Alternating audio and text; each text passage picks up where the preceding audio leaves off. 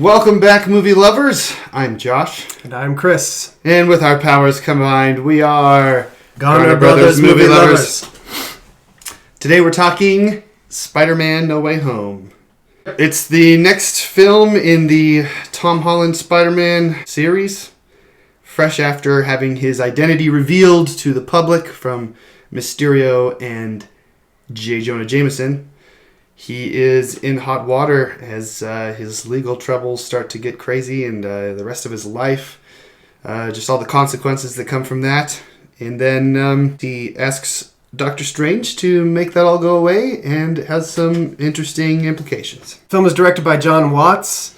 Stars all the same people that have been in the previous Spider-Man films. Tom Holland is back, Zendaya, Jacob Batalon is back, Benedict Cumberbatch has a pretty big part in this film. J.K. Simmons. Oh yeah, J.K. Simmons is a lot less fun. Yeah. Benedict Wong is back. Marissa Tomei. Mm-hmm. Jon Favreau. Yeah. This is our spoiler-free section, but we're going to talk about stuff from the trailers in our spoiler-free section. So if you've avoided the trailers, you're going to want to skip our spoiler-free section too. We will talk about what the trailers show, so you're warned. You can't get mad at us. You want to talk about the score a little bit? Yeah, so the score is by Michael Giacchino, who has scored the other Tom Holland Spider-Man films. Also scored the Doctor Strange film for the MCU. So it was fun to hear him using his themes for that movie when Doctor Strange was introduced in this one. It's good. It's got I think the Spider-Man theme that he's written for these films is one of the best themes. He really makes it epic at the end of this one. Big choir and lots of... it's the biggest version of this theme that we've heard so far.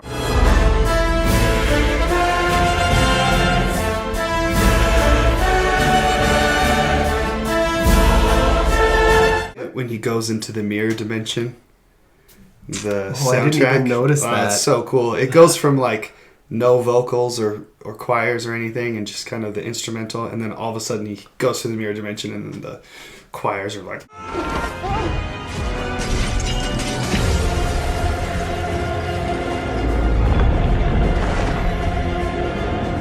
It's so awesome. That's cool. Yeah, I did notice that I liked it a lot, but I was a little bit disappointed. I rewatched some of the old Spider-Man movies in anticipation for this one, kind of hoping to see some themes from some of the original villains that show up again, but didn't really see that. There was like 1 second when Jamie Foxx, right when he like shows up, the music was like, wow! And I was like, oh, we're going to have that weird dubstep thing, but it was like...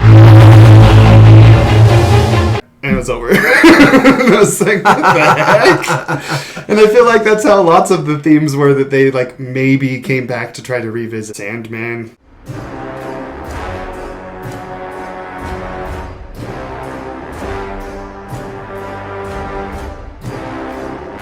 But instead they were just like... Ugh. Yeah. So there are some callbacks to previous Spider-Man film scores, but very little of that. Yeah. And there could have probably been a lot more of that if they wanted to, but I guess they didn't. Yeah, probably no one else cares about this. Probably not. Tom Holland, outstanding performance in this movie. The guy can act his face off. In comparison to the other ones, which he was great in the other ones. Yeah. He really, really outdoes himself in this one. There are some emotional challenges for him to face in this movie that you believe 100%. There's some anger at the end that comes through that is really dark for a Spider-Man character, and I mean, you always see some sorrow in Spider-Man movies, and it didn't come off as whiny or forced at all. It was super impactful. It's very good. Agreed. I think him and Zendaya have a great chemistry. They're lots of fun to watch. It's really fun. It's a really fun movie. The typical humor that you expect from the MCU and from the Spider-Man films, it's there. But there's just the action is great. All the interactions between the characters are great. And I will say about the finale of the film, it doesn't just devolve into a, like, everybody punches everybody kind of ending. Like, so many MCU movies kind of end with just kind of a generic fight it out. And there is fighting at the end of this movie, but it all feels more personal. It all feels more impactful. And so I have to give it to him. The end of this film is very good. For sure. When you have these fantastical characters, it's really important in your action sequences to use their abilities in unique and fun ways. And anyway, they play to the strengths of their characters in those action scenes, and it pays off quite well. It's really good. Yep. I loved the fight between him and Doctor Strange in the middle of the movie. Mm-hmm. When he tries to web away, and Doctor Strange opens up a portal right in front of him and right behind him, and he webs himself. It was so cool. There was a bunch of stuff like that. But without spoiling too many things, there are a lot of callbacks to previous Spider-Man films. And we're not talking about Tom Holland Spider-Man films. We're talking about the Tobey Maguire and the Andrew Garfield Spider-Man films. Lots of callbacks to those films. And every single one of them is awesome. And we had, in the theater we were in, there were everybody cheered maybe 5 or 6 times at different points during the film. It's awesome. Super fun. A great time. Yeah, it was really good. We're seeing villains from previous Spider-Man films in this film. They're awesome. It's so good to see them on screen again, playing these characters again. They all do an amazing job. And in fact, I think Willem Dafoe does a better job in this film than he did in the original. Yeah. Oh my gosh. Willem Dafoe was amazing in this as the Green Goblin. And Alfred Molina was always good. Jamie Foxx is better in this than he was in Amazing Spider-Man 2. So I like how they just explained away. Yeah. Didn't he used to have bad teeth and comb over? The energy's different in this place. Did fine. You notice that his electricity formed in that dumb mask Electro wore in the comic books? Yeah. That was kind of a fun callback. Everything felt really believable, where their characters were, and where their characters led throughout the film, based on where they were left off in the past. So I think we say go see this in theaters. Maybe if you haven't really been following all of these, it won't be quite as awesome. Yeah, that would be my warning. If you didn't ever really get into the previous Spider-Man films, you can't expect to enjoy this one as much as everybody else will. If the hype of this film starts to make you think, well, fine, maybe I'll go see it, but you haven't seen the other 7 Spider-Man movies, this will definitely not be the one to win you over. This is not going to be the one you want to start with. Yeah. It's all executed very, very well, just like an Avengers film would be. It's all done really well. But just because there are so many characters coming together, you have to keep it pretty streamlined in order for all of that to work. But it's done really well. It's great. Should we rate it? Yeah. Okay. Good, great, fantastic fireworks, everyone. I love this movie so much. This is great for sure for me. And I am a little bit biased. I was 10 when the first Tobey Maguire Spider-Man movie came out, and the 10 years before that I was watching the Spider-Man animated series. Spider-Man was already my favorite by the time Tobey Maguire Spider-Man movie came out. Then it was everyone's favorite for a while. He's always been my favorite. Always. And this movie is an absolute dream come true for somebody like me. I'll give it a good rating. It is really good. I won't go to fireworks, but it's really good. I do have some problems with the film, which we can get more into in the spoilers, but without spoiling anything, I will say this is an entire film of fan service, basically. In the same way that Endgame is, I would say, yeah. Which, a lot of times fan service, that term is used negatively, and I think a lot of times it is. The MCU has done it really well, and this movie does it really well. But it is all fan service. And so if you haven't seen and loved previous Spider-Man films, this film will not move you the same way it will those that have a connection to the previous franchises that had Spider-Man in them. So I kind of feel like the movie can't stand on its own without those other things. And for that reason, I won't go to fireworks. But I do think the movie is really good. Yeah. That's fair. Okay. Rotten Tomatoes score, 94%. Fan score, 99%. Nearly everybody is liking this. Mm-hmm. So just go out there and see it. like the video and subscribe and do all the things. And if you don't want to be spoiled, then see you later. Go away now. There are big spoilers coming. Yeah, big spoilers. And come back because we have a lot to talk about. Yeah, and I've got a little bit of beef with Chris that we have to hash out. Oh. I think there was a few moments where there was some acting that they could have very easily just put some dialogue over. That would have been fine probably. When Goblin says to Tom Holland, "Too weak to send me back to die," and he's like, "No, I just wanted to kill you myself." He picks up the glider and he's about to kill the Goblin. And as he's about to do so, Tobey Maguire jumps down and stops it. And instead of just saying, "You don't want to do this, I know what you're going through," or whatever, which would have been fine, all he does is just look at him. And the look, it isn't like, "Don't do this," or like mad at him or something. It's just like a look of compassion. He's just looking at him. So both of the previous two Spider-Mans are back. Yep. Which is awesome. And I love that that wasn't in the trailers, and I love that they denied it publicly so many times. Each time those guys came back, there was a huge cheer from the crowd. Awesome moment to see them back. But that scene you're talking about, when Tobey Maguire doesn't have to say anything to Tom Holland as he's trying to prevent him from killing Green Goblin, there are several key moments in this movie where there could have been some really generic dialogue there, like you were talking about, but there isn't. And it would have been fine, but it makes it so much more impactful. That it's all communicated through looks and acting instead of dialogue. Like, absolutely. Yeah, it's really, really great. The moment at the end with Zendaya's character, when he's about to tell her, to try and remind her who he is and stuff, but he sees the Band-Aid, and she says, "Oh, it doesn't even hurt anymore." And he realizes, none of it is affecting her anymore. He realizes she's fine, and she gets hurt because of him being Spider-Man, and she won't be hurt if he doesn't tell her who he is and about everything, and so he chooses not to tell her. But all of that is communicated through just the camera work and the actors, and it's so good. It's so good. Amazing. I love Ned so much. Oh, I know, me too. Well, he did show in this movie an aptitude for magic. Funny. It was funny. That his mom said that he had magic in him, and then he kind of did. And I was like, for a while, I was like, gosh, he can just open these portals, give me a break.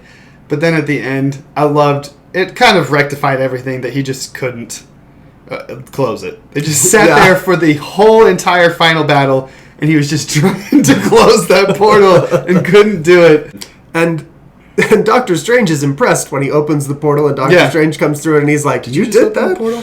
So he's impressed, but then who knows? At the end of this movie, I guess everybody forgot everything about everything, so maybe Doctor Strange was not going to remember that he could do magic or even who he was. Yeah, I don't think they forgot everything about everything. I think they only forgot specifically about the identity of Spider-Man. So I think they will remember everything that happened at the Statue of Liberty, except specific nods to who his identity is. They'll remember that they were there. There was 3 Spider-Mans flipping around. It was madness. I have a lot of questions about that, because so if Doctor Strange remembers everything about that battle except who Spider-Man is, wouldn't knowing who those kids are be like a major giveaway as to who Spider-Man is? Like knowing Ned and MJ. Except that Ned and MJ don't know who Spider-Man is anymore either. So. I guess so, but yeah, I guess so. And they'll have to do some explaining, because it is very confusing at the end when Jon Favreau's like, "How did you know her?" Because they're at spoiler alert. Aunt May dies. Aunt May is Uncle Ben in this movie. Yeah. And it's way more sad than when Aunt May It ever is died. So sad. At the grave of Aunt May, and Jon Favreau, who was dating her, is there to mourn her death as well. And he's like, "How did you know her?" So he was in her house. He was dating Spider-Man's mom. but somehow he doesn't remember who And- Spider-Man is, but he does remember who Aunt May is.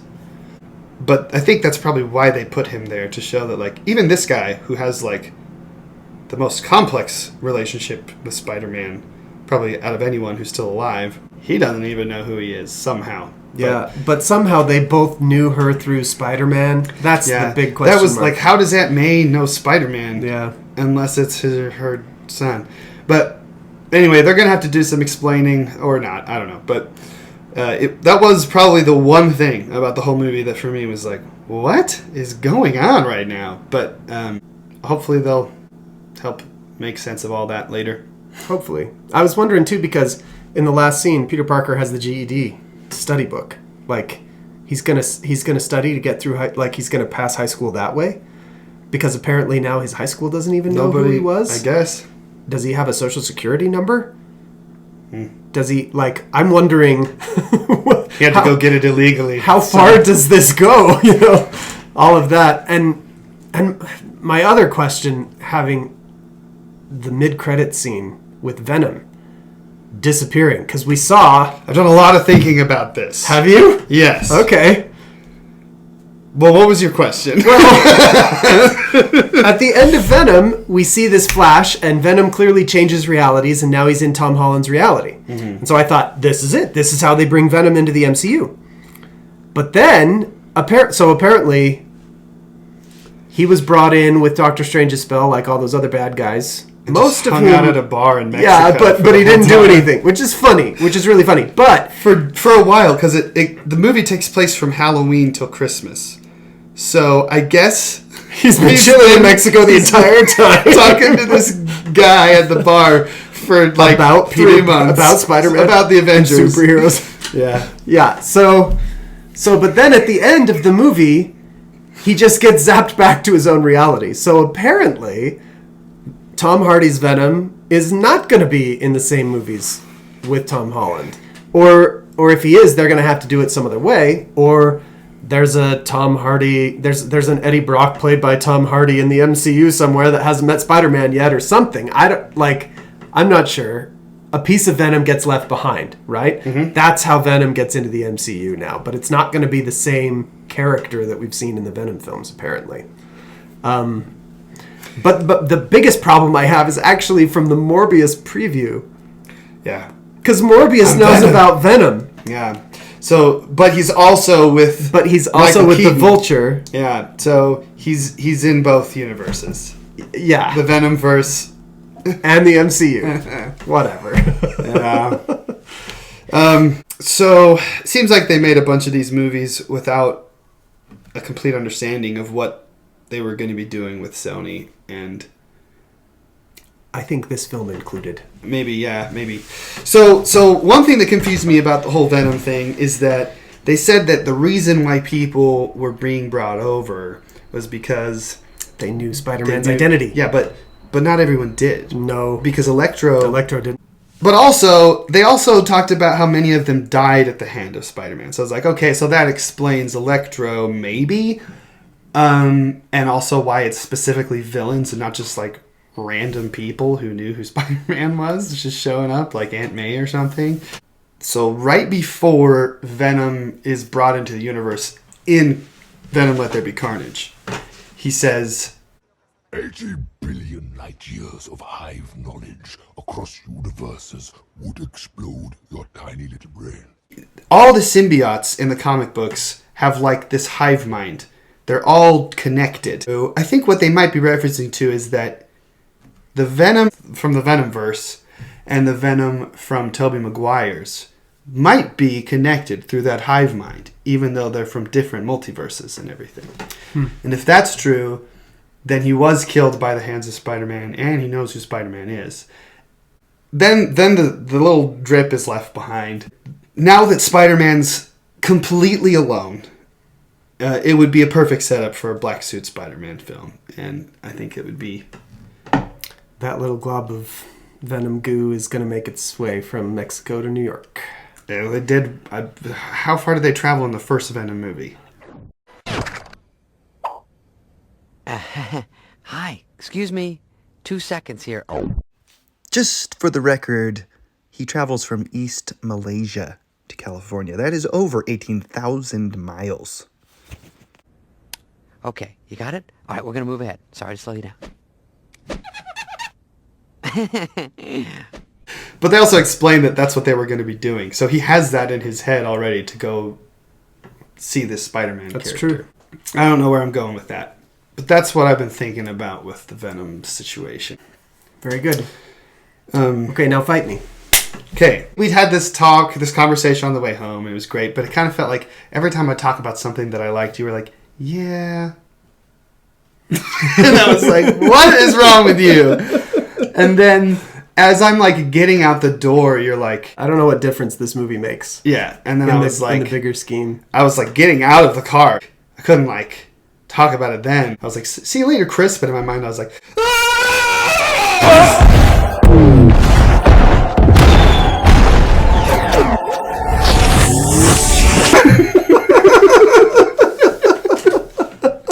So I think there are some huge implications on specifically Spider-Man and the rest of the MCU because of this movie. Okay. So the actions of this movie, it's already been clear in the trailer for Doctor Strange, are directly correlating with the plot of what's happening in Doctor Strange's sequel. I don't know if they are. I mean, they say it in the trailer. Don't cast that spell. Why? We tampered with the stability of space-time. The multiverse is a concept about which we know frighteningly little. Hi, excuse me. 2 seconds here. For the record, those are all quotes from Spider-Man No Way Home being used in the trailer for Doctor Strange in the Multiverse of Madness. Seems like they're implying something here. What? Okay, you got it? All right, we're going to move ahead. Sorry to slow you down. Your desecration of reality will not go unpunished. Will directly impact Doctor Strange for sure. Yeah, I hope you're right. I hope you're right about that. Because the end of this movie felt like it tied off the whole multiverse thing with a bow. Like, I expected this movie to end with the multiverse broken and all kinds of stuff going haywire, and that leading straight into the next Doctor Strange film. But it doesn't end that way. It ends like everything's closed off and done, and there's no more multiversal problems at the end of Spider-Man. And so Only that relates specifically to people who know who Spider-Man is. Right. So you're thinking there's going to be further consequences from the events of this movie in the next one. And I hope that's true. Yeah, I think so.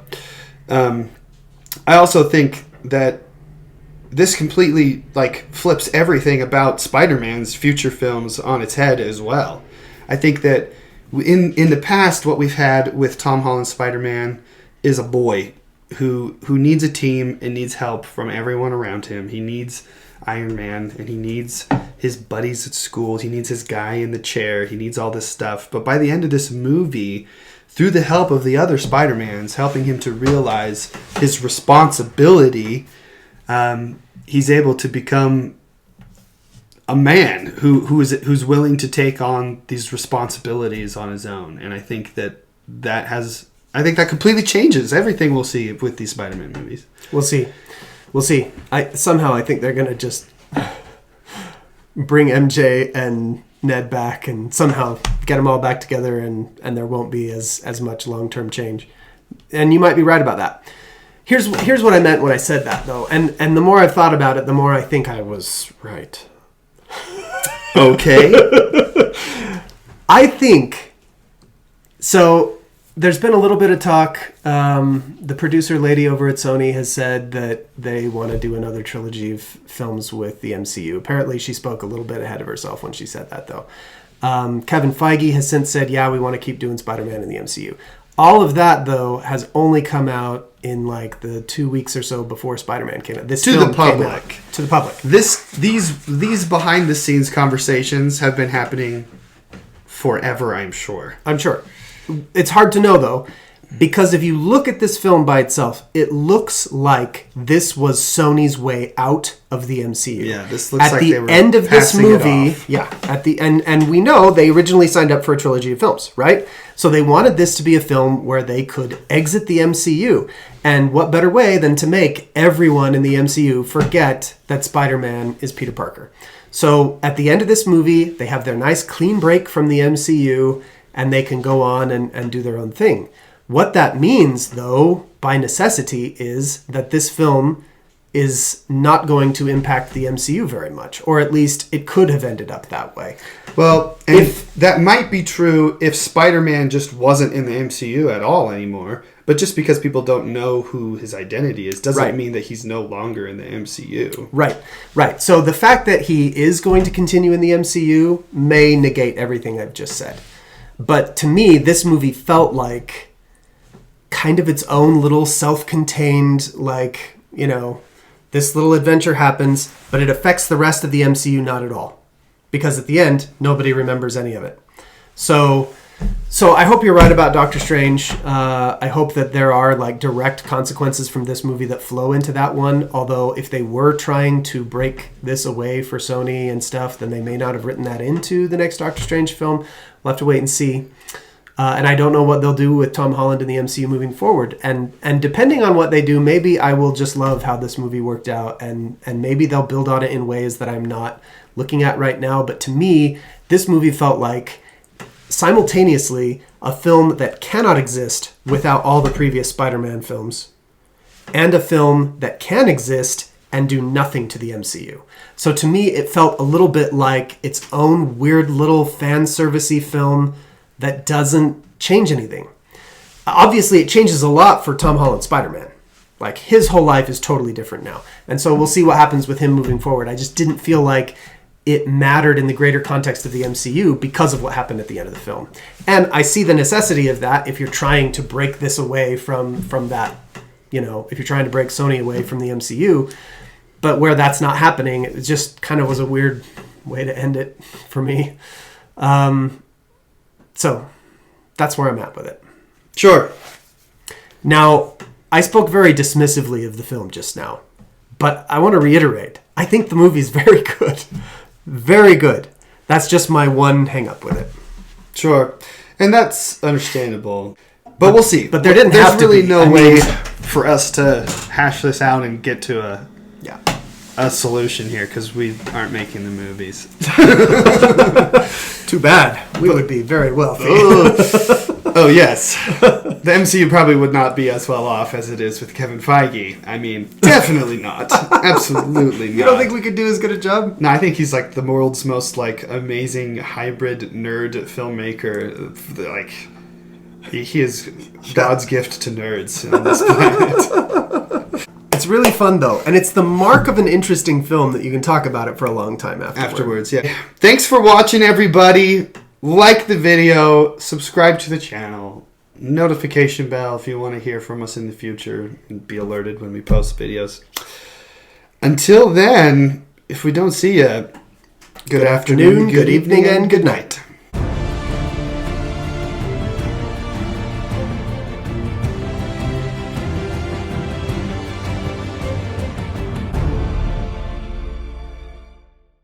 And it was some really just...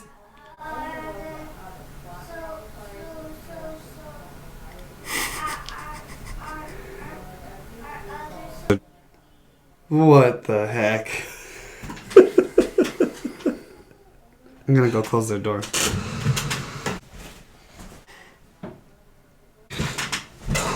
But the moment when Goblin says...